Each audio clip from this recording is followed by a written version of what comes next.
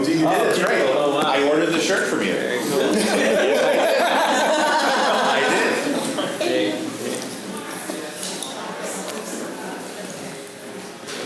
Hello, everyone. How are we doing? Do we need to do like an Thank introduction you. or something? Or are we just starting? I think we just we're just going to lock you in. Hold on, we have to make sure. I'll It's let you like a guys haunted know mansion. this question. Okay. The portcullis. I'll just jump in. The two things George Lucas is known for in his filmmaking, I think more than anything, is His beard? His beard. Faster and more intense. No, homage to classic cinema Yes. and pushing technology forward. Yes. In the footage that we saw, obviously you're pushing technology forward, and I'm wondering if you can talk about that and homages to classic. There's a lot of like Yojimbo and Yes. Man with No Name and Yes. Wolf and Cub. And, Yes. So if you could talk about the marriage of classic cinema and the new technology you're using, I would appreciate that. So it's part of what we set out to do here was to not just be influenced by Star Wars, but to be influenced by what George was influenced by in putting Star Wars together. Because I think to some people who don't have a relationship with the stories closely, it just feels like sci-fi. But really there's a classicism to it. And in some ways there are things that I've observed as a filmmaker who's learned from other filmmakers. And then there's an understanding that Dave has from actually being mentored by him. So there are other rules that are a subset of what came before. But it has occurred to me as I've been putting stories together, it's an interesting, and if this gets too specific, I'm sorry, but you asked, so I'll...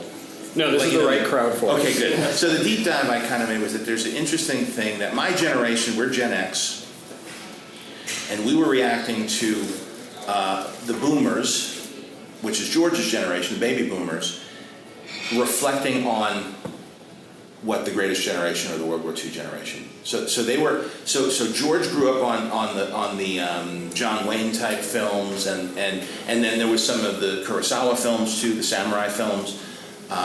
Westerns, World War II movies, but there was definitely a sense of, there was definitely an innocence and an adventurous quality to the films that he grew up with a definite code of who's right and who's wrong, and that was what he grew up with. Then his generation flipped it a bit with the subversiveness of the 70s, and so there was on the one hand, a respect for the films he grew up with, but then there was a twist on it. And then my generation was being presented with that view through the lens of George. And now we're telling stories for millennials and also the younger generation that's coming after that. And so it's interesting because now we're a reflection so now it's 3 generations deep of what's going on there. And so we really efforted not to make it a reflection of what we interpreted Star Wars to be, but instead to go back to the source code and look at the films that influence George and look at the films that influence, and I've been lucky enough to work with Steven Spielberg as well, and they're all, and Ron Howard I know, and then Ron Howard, of course, as Bryce is working, of getting in the heads of the people who were there in that generation and learning about John Ford, which I was able to do years ago through Steven screening it for me when I was working with him. And so looking at those films of Kurosawa, Ford, Leone through the eyes of that generation, and then trying to channel that as best we could. Now, of course, we're going to always put our spin because filmmakers, cast, writers are always going to bring their thing into it. But we always made sure that although there was some individuality that came to it, that we adhered to something that had structure and respect for what came before. Good? Well, yeah. That's a big one. Big answer. And we're out of time. Thank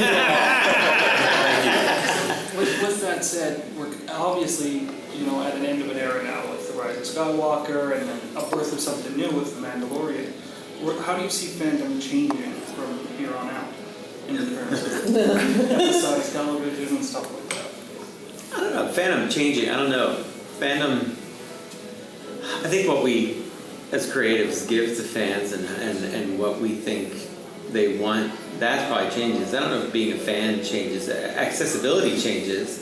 And like I was saying, a fan now has access to, soon the entire Star Wars catalog, where I had to wait for it to come out on VHS. I mean, I always think one reason why fans of the older generation of Star Wars films knows the music so well is because we used to sit with the record and listen to it, and by listening to the music, we could then retell the story in our heads. And so we have a very deep connection to John Williams' music, besides the fact that it's so wonderful. It's all we have. And the toys. Which definitely has affected the way It has affected. It does feel like we're playing with We get excited our about set it, of Star but- Wars toys when we go to work.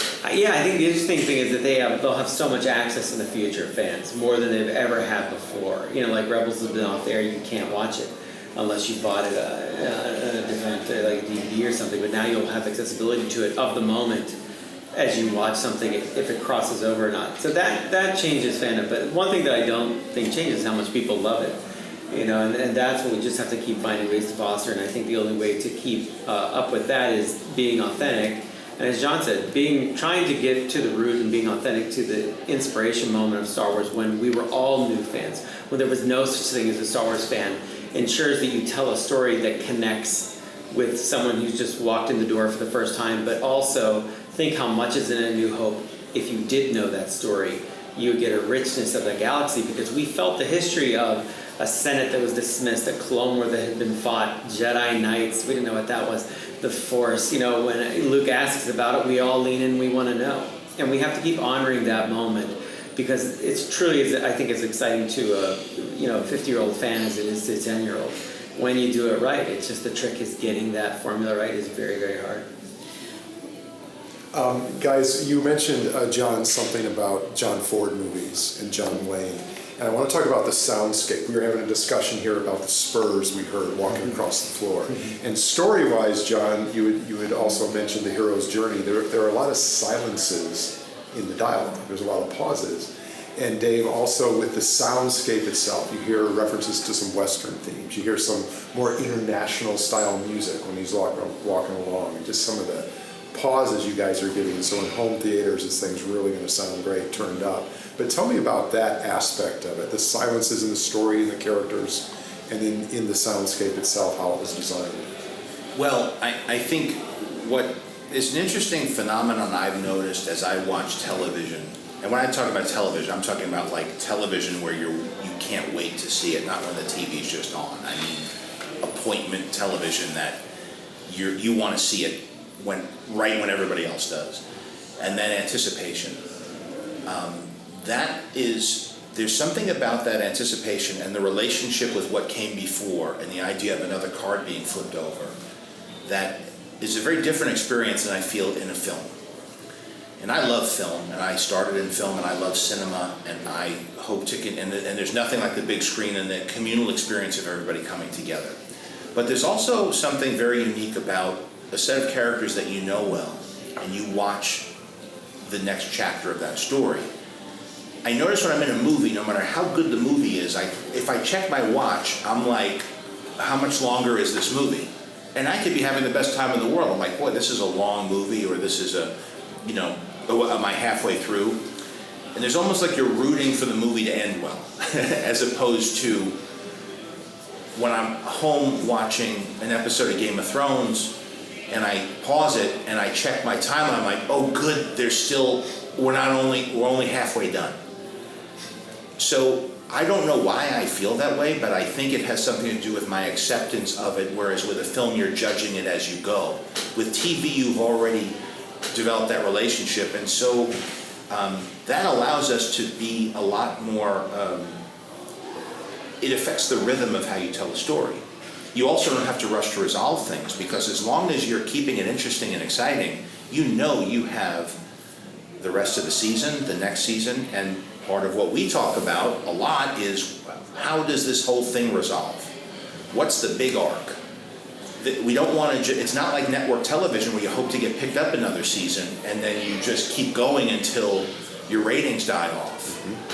This is something where, or if you're lucky enough to create a finale because you're ready to move on and the cast is ready to move on. But the TV model generally is keep it going for as long as you can, because that's the business model. But with us, we're talking about what is the arc and how does this arc end, and because it's Star Wars in this environment, we can start new stories and new characters. When this story wants to end, it can end. And we want to make sure we know exactly where those milestones are. So I think that speaks to what you're talking about with the with the pauses, the silence, and sometimes it's blisteringly fast too. So there is a rhythm, but the rhythm does not, we are not worried about being judged in the same way a film might be. You don't feel like you're running out of road No. to tell a dramatic No, story. because you just Right. end whenever that episode wants to end, and I know I could just, hit new on final draft, and then here's the next one. So it's been very freeing and exciting Yes. and wonderful for me. You want to talk about the music a little bit? Yeah, I think we wanted to challenge and do some different things in this different time period. It's another thing that George used to talk about always was inventing new, going outside your comfort zone. Since we're dealing with a bunch of different characters, we thought that the soundscape could be a bit different. I mean, Ludwig, what he provided with the music is just, it blew our minds. It reminded me, a long time ago, when I first started working with George, he would talk about wanting to give Star Wars music this even a more contemporary flavor. Like he would talk about, pop music or rap music, and I was like, what is, I so new to this, what are you talking about? Like, young Padawan I was at the time, but now when I hear Ludwig's music, I'm like, oh, I think he meant this. Like, Ludwig finds a way to bring all these new instrumentations and tools and yet classic sensibility together, and I think it fits wonderfully with Star Wars. And then, with Sky Sound, they have a legacy back through Ben Burtt. Bonnie Wild, who mixed for us, she worked with me on Rebels. We have people that understand, and John and I love the soundscape as part of character. So the Spurs is a character choice, just the way. And what is that silence- reference? Yeah, you know. And to what extent? So Yeah. if you know it, there's sound. Yeah. These sort of sounds aren't. When I was Nothing's pulling it in, arbitrary. No, Right. there are rules, and so we have to. It's all new for somebody new, and hopefully somebody who's never seen it before could pop it on, get charmed, and we have to charm that person because they don't know what's anything. We got to bring them in the door. But for the people who know it, every sound is a clue. Every piece of equipment, every piece of wardrobe, every. It gives a sense of history too, and timelessness, and it's part of the used universe feel that I don't think people talk about enough. People focus on the visual, but the Falcon at times sounds tired. It sounds like it's going to fall apart. Yes. The creatures have an authenticity to it. You can read on and on about how Ben created languages and how hard it is to come up with stuff that actually sounds like a language when you're faking it. So we just wanted all that gritty reality in it, and if you just had the sounds, it feels like you're there. And we have the time, like a Western will slow down, all that slowness, probably who's going to win the gunfight, but boy, when the guns get drawn, it's exciting as hell still, so. We have time for Oh, no. one We should quick let question. Yeah, everybody- get one. We'll do it. Yeah, I'll say for one. Yeah, we'll make it. Just in this creating this new world, what's been the biggest challenge in creating this, and what's been the most freeing? That's a good question. It's like toy box. Boy, what's been freeing to me is him. Because I write, and I just dump out my crayons, and if I'm excited, I can write fast, because I've been thinking about this since they first announced they were going to be doing more Star Wars. So I've been thinking about this since 2012. Not this specific story, but the elements of what I had been thinking about in my head have been all incorporated into this. And so when I have that much churning in, and then when it finally comes time to do it, I generally just go on a tear. And then I let myself, it's not a very disciplined thing. You're just saying, what do I want to see now? I feel like I'm the first person watching the show. And then this happens, and then that happens, and I have a basic idea of where it's going to go, but I let the characters kind of talk in the moments, kind of erupt. And then I show it to him.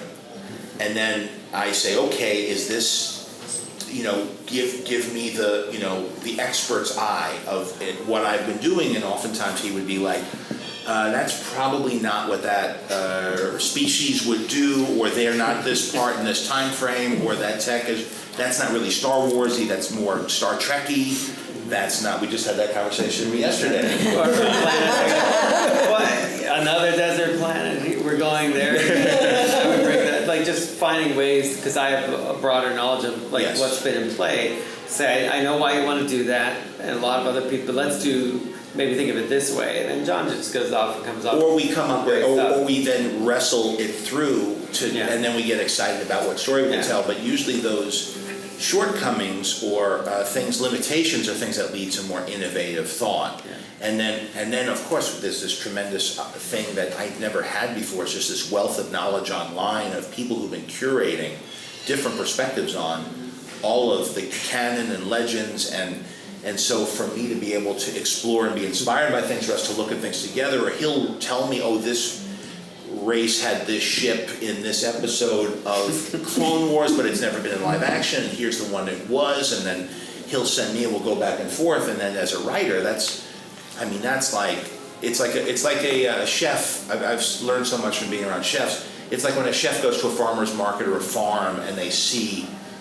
oh my God, ramps are in season, and then you just want to cook, and that's what it feels like. It feels like it's like we shop for ingredients together. Then I cook, then he tastes and he says, this really isn't. It's true. It's not, But when it's right, it's right. It's right. You can't call that ratatouille. It doesn't have Then we get really jazzed. and then we just nerd out a lot. Yeah. But it's been great, and I wouldn't be doing this without him. It's this relationship and what I learned from him, what he learns from me, that really, and also we're both students. We both love to learn, and so when he tells me something, I'm never resisting it. I'm always digging deeper to understand more. And then when I tell him something, it's the same type of thing. So although we hand back and forth what the relationship is, it's always very enthusiastic and never out of frustration or feeling that we have to clear. There's no politics here. It's purely collaboration and excitement. And who didn't ask a question? Just John, Sorry, go ahead, we'll Tricia. get all of you. So at Celebration 60, you gave a seminar on visual storytelling that was very informative. Oh, really? Yeah. Now that you've worked in live action, what else have you learned about that process? I don't know. I think in some ways it was really to me applying a lot of what I had learned, but part of it is, to me, live action is an even more ultimate collaboration. The collaboration of the moment is so important. I'd never worked with a DP right there while making all the shots before, and so you might have something in mind, and they're saying, I hear what you're saying, but the lighting for this moment is going to get that way better if we just line up here. All these little considerations and how you manage the time that you have becomes important, but that spontaneity and that creativity of the moment, and how comfortable the actor is. Are they hitting a point where they're tired? Are we going too far? You have to kind of measure it all, is what I think makes live action so real, authentic. And animation can be that too, but only the masters of animation can really get the idiosyncratic tiny things. Miyazaki's so brilliant at it, right? That's why his films, I think, feel different, because he'll do tiny little toe twitches, just all these little things that nobody thinks of, and you don't realize in the depth of the background all the reality and time. It's just passing by naturally. But in animation, we have to think of it, we have to plan it. There's a lot of thinking and planning that's gone into live action, there's no doubt. But it's all going to come into a moment that something might happen you like on one take, and then you like something different on another take. That's a different thing for me, where I can combine those things into one ultimate take in animation.